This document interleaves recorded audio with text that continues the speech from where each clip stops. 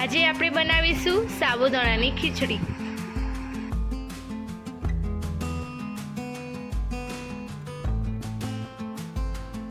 સાબુદાણા મેં લીધા છે, તેને 2 થી 3 કલાક સુધી પલાળી રાખવા અને પછી ચાળણીમાં ગાળીને કોરા કરી દેવા। આપણે 2-3 ડોકલી તેલ લઈશું। ત્યાર પછી ગરમ થાય તેમાં રાઈ નાખીશું।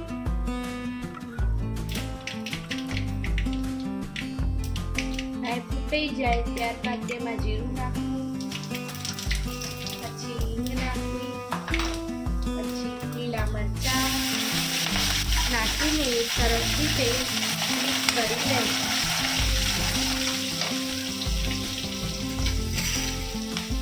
ત્યાર પછી આપણે કાપ્યા બટાકા નાખવા।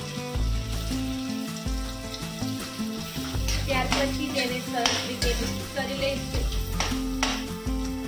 ત્યાર પછી જો તમને સિંગ ભાવે તો તમે સિંગ પણ નાખી શકો છો।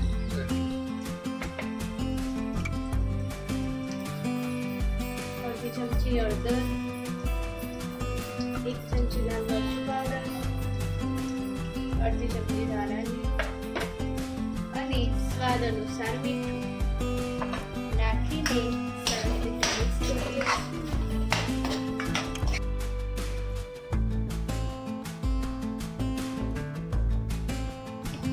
મસાલો ચડી ગયો છે તો આપણે પલાળેલા જે સાબુદાણા હતા તે નાખીશું।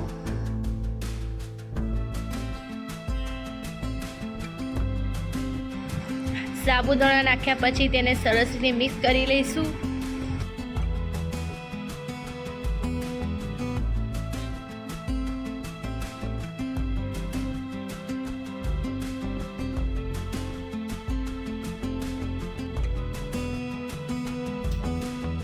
તો તૈયાર છે આપણી સાબુદાણાની ખીચડી।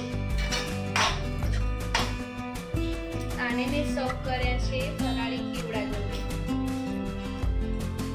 જો તમને અમારા આવા અવનવા વિડીયો જોવા ગમતા હોય તો અમારી ચેનલને લાઈક કરો, શેર કરો, સબસ્ક્રાઈબ કરવાનું તો ભૂલતા જ નહીં।